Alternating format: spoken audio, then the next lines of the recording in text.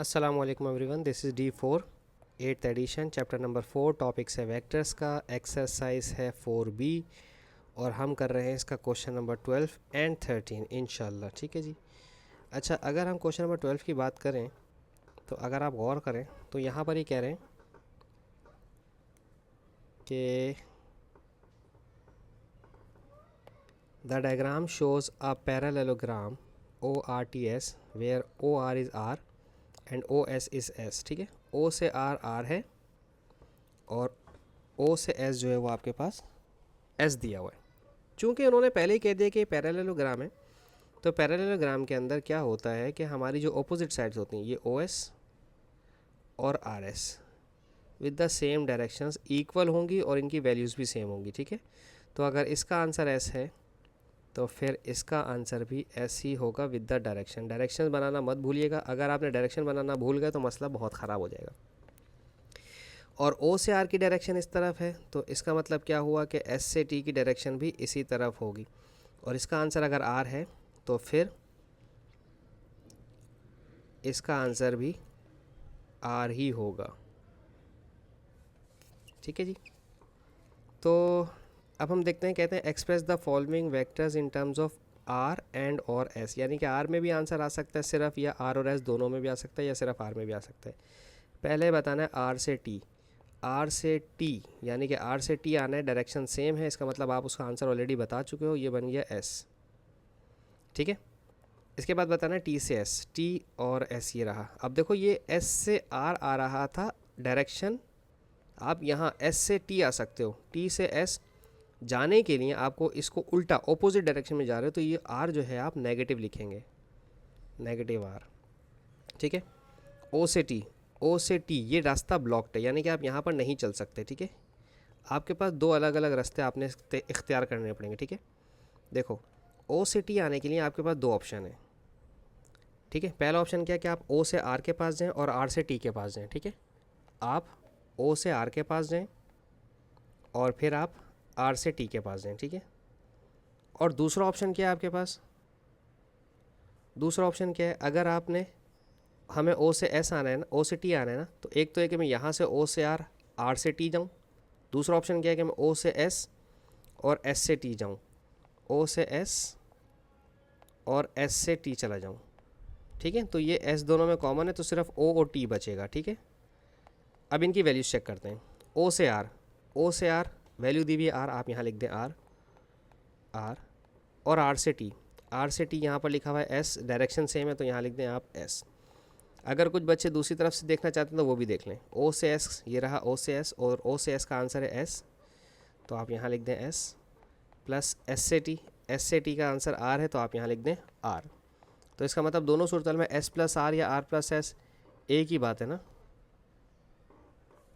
ठीक है, अच्छा अब हमारे पास है, तो हम इसका लिख देते हैं आंसर S प्लस R या R प्लस S, एक ही बात है। ठीक है, अब चाहिए R से S का है, ये रहा R और ये रहा S। ठीक है, फिर दो ऑप्शन हैं आपके पास R से S आने के लिए। अब अगर आप मुझे दोनों ऑप्शन बोलेंगे मैं दोनों करवा दूंगा, एक बोलेंगे तो मैं एक करवाऊंगा। ठीक है, R से S जाने के लिए आपके पास दो ऑप्शन है, ये रास्ता ब्लॉक हुआ हुआ है। ठीक है, आप यहाँ से नहीं आएंगे, ये रास्ता ब्लॉक कर दिया उन्होंने आपके लिए, वो कह रहे हैं दूसरा रास्ता इख्तियार करें, ये बंद हुआ हुआ है।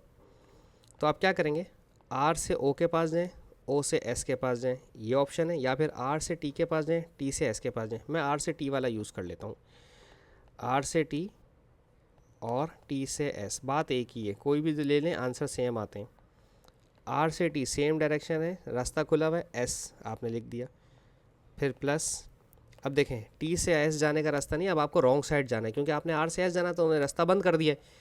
लेकिन ये T से, अब ये रॉन्ग डायरेक्शन में आप जाओगे, जब आप रॉन्ग डायरेक्शन में जाओगे तो यकीनन आपको पता है, अगर आप लड़के हैं तो आप बाइक्स अगर गलत चलाते हैं, रॉन्ग डायरेक्शन में तो जाते हैं, तो आपको पता है आपको कैसे कैसे अल्फाज सुनने को मिलते हैं, तो नेगेटिविटी आ जाती है। तो आप क्या करेंगे, अब आप यहाँ पर R माइनस में ले लेंगे। ठीक है, क्योंकि आप रॉन्ग साइड जा रहे हो ना अब आप, तो अब प्लस माइनस माइनस R, तो इसका आंसर क्या आ जाएगा S माइनस R।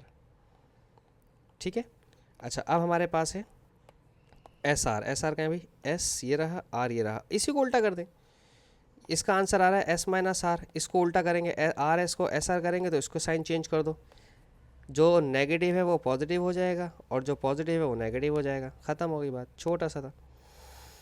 अच्छा जी, अब आ जाते हैं हम यहाँ पर, simplify the following if possible.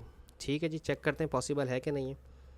Option number A में लिखा हुआ है R S plus S T. ठीक है, अच्छी बात है, ऑर्डर में लिखे हुए हैं। ये इसका एंडिंग पॉइंट है और ये इसका स्टार्टिंग पॉइंट है। अगर एंडिंग पॉइंट और स्टार्टिंग पॉइंट हो तो कैंसिल हो जाते हैं, सिर्फ ये दोनों आपस में बचेंगे, आर और टी। तो इसका आंसर क्या आ गया, आर एंड टी। ये पॉसिबल था, हम लिख देते हैं यहाँ पर आर एंड टी। ठीक है, ऑप्शन बी देखते हैं।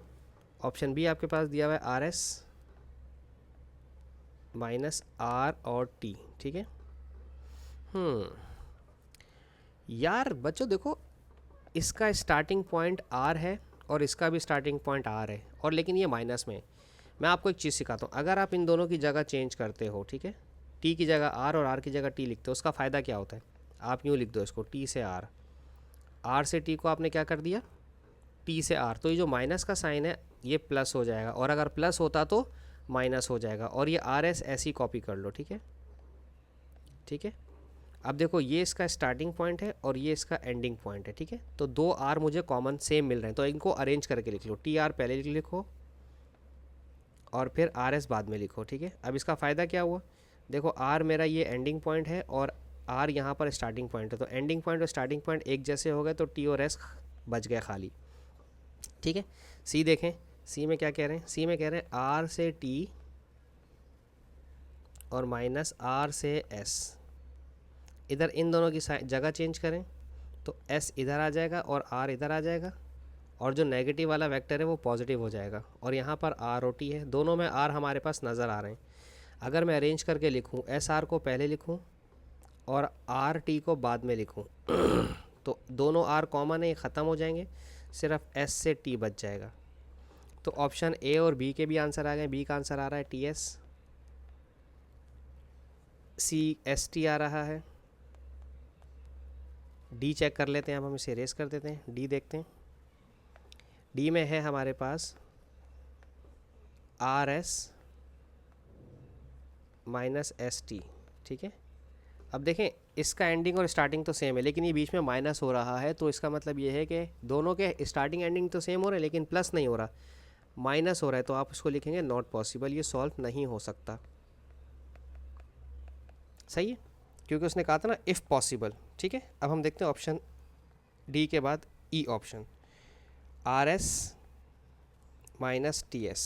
ठीक है, तो इन दोनों की जगह चेंज करके देखें कोई फ़ायदा हो रहा है कि नहीं हो रहा है। एस को पहले लिख दें, टी को बाद में लिख दें, तो माइनस वाला वेक्टर पॉजिटिव हो जाएगा, आर एस और एस टी दोनों एस एस कॉमन होने की वजह से ख़त्म हो जाएंगे, और सिर्फ आपके पास आर टी बचेगा। ठीक है, option F R S plus T R